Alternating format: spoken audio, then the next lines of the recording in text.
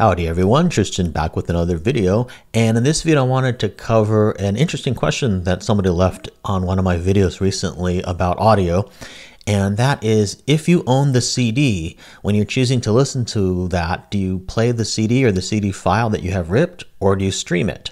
Because nowadays with streaming, we really do have the option of, doing either if you own the CD. So let's talk about that a little some. Now, I have mentioned in the past that I tend to rip the CDs that I own onto my hard drive in a uncompressed lossless format. So usually on the Mac I use AIFF, although you can use WAV, W-A-V as well if you want, if you're on Windows or whatever.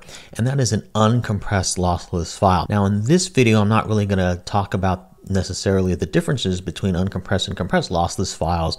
A lot of people will argue that they're exactly the same, but actually I think that the uncompressed lossless files sound a little bit better, and I have talked about that in another video in my channel, so I'll post the link up here for that, so be sure to check that out, where I talk about the pros and cons of uncompressed lossless, which is AIFF or WAV, and compressed lossless, which would be FLAC files or the Apple lossless file. So check out that video for more discussion on that. But in this video, let's talk about what file you should play if you own the CD. Now, first of all, if you're out and about and you don't have the CD file on your phone or on a portable player, then the choice is obvious. You're going to stream, like from Qobuz or Apple Music or whatever. That's just the most convenient choice. And you don't have to worry about, transferring the files onto your portable player or onto your iPhone, for when you travel or when you're out and about. You can just stream from the cloud directly, and that tends to work very, very well. And that's certainly the most convenient option. However, when you're at home, what do? You have a choice there if you own the CD, right? For me, all things being equal, if the resolution of the track that's available on streaming services is exactly the same as the CD resolution, which is the 44.1K, I actually think the CD will sound better, whether you're playing directly from the CD itself or whether you have burned the CD onto your computer. If you've burned it in an uncompressed lossless file format, I think the CD file or the CD itself will generally sound a little bit better than the streamed file, which is a compressed lossless file, i.e. a FLAC file, just because it's not having to go through your network and all that kind of stuff. And also, it's not having to be uncompressed in real time. And again, I've talked about that in that other video that I've linked there. So that's if all things are equal. That's if the local file, the CD file that you have, is 44.1K and the streaming file is also 44.1K. But these days, more and more, especially with Qobuz, you're seeing that their streaming files are actually high res, like 96K or even 192K. Many of the albums on Qobuz are that way. And in that situation, all things being equal, I would play the Qobuz streamed file, the higher res file. Because if there is a high res version available to you on Qobuz, then that is going to be closer to the master. If there's a high-res version, that actually means that that album was mastered in that high resolution, whether it be 96K or 192 or whatever.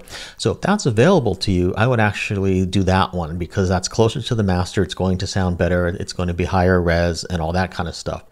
Now, there are some considerations, and the first one is bandwidth. If you share your Wi-Fi, like if you're a family and you share your Wi-Fi among multiple people, when you're streaming that high res, that is going to take some bandwidth from your home internet. So if other people in your household are gaming at the same time or watching a Netflix movie or something like that, any kind of streaming at the same time, when you're streaming that high res file or even a non-high res file from the cloud, whether it be Qobuz or Apple Music or whatever, that's taking away some of their bandwidth. And sometimes you could have some slight interruptions in your playback too when they're downloading a large file or something like that. So that's something to be aware of, is bandwidth. Also, when you're out and about and streaming mobily, like from your iPhone or whatever, and if you're streaming high res, that takes more bandwidth as well. So if you really travel a lot and you don't have unlimited bandwidth on your cellular plan, that's another consideration as well. You may want to have some local files stored on your iPhone or your portable player for that reason. And then the other thing, of course, is the CD files stored on your hard drive don't require an internet connection. So if your internet is out or whatever, then, you can still play that music. And then the other thing is you're not tracked. With the streaming services, every file that you play, every music track that you play is actually tracked and sort of associated with you so that the streaming service can make recommendations based on your listening preferences and all that. So they kind of build a picture of your listening preferences. So, it's not as private as playing the CD file or the CD. When you play the CD file or the CD, nobody knows about it, and nobody knows how many times you're playing that or whatever. Now, generally, the terms of service of the music streaming services say that they're not going to associate your listening preferences with you, and they're not going to publish it or anything like that, but they do sell that data. They do sell that data to third parties and, advertisers and things like that anonymously, so that certain third party companies or whatever can know like what are the most popular albums being played, and even based on your location, like what's the most popular album in your region, for instance, and things like that. So, it's not quite as private to stream music in that respect than it is to play like just the CD file that you own and have stored locally. Now, I do have to say I'm hardly buying any CDs these days like I used to, because of the fact that, everything's available on streaming now, and especially with Qobuz now doing mostly high res, I think the stuff sounds really great. So I just haven't really bought many CDs lately. The exception is I do still buy like special edition remasters and remixes of my favorite bands that come out periodically, and that I just want to own. Like, say I want to own like the multiple CD set, and I want to own, the booklet and the artwork and all that kind of stuff. Those kind of CDs I still am buying today. But for the most part, when a new album comes out from an artist that I like or whatever, I'll just simply stream it, and I won't bother to even buy the CD anymore. So in many ways, this actual question that's being posed here in this video is going to be moot many years from now, or several years from now, because I think CDs won't be bought as much, and you'll just stream everything for the most part.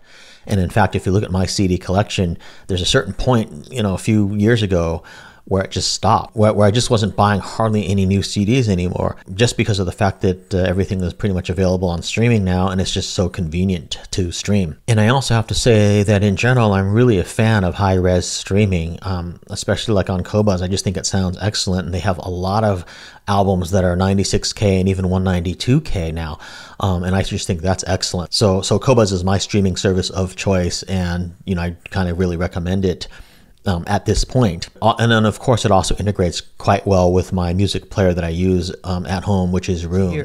So I'd really love to hear what your opinion is on this topic. If you own a CD, do you generally play the CD, or do you generally just stream it, or what do you do? What's your preference? Leave a comment in the comments field. And yeah, I'll be hanging out in the comments field, so would love to hear what your thoughts are on this.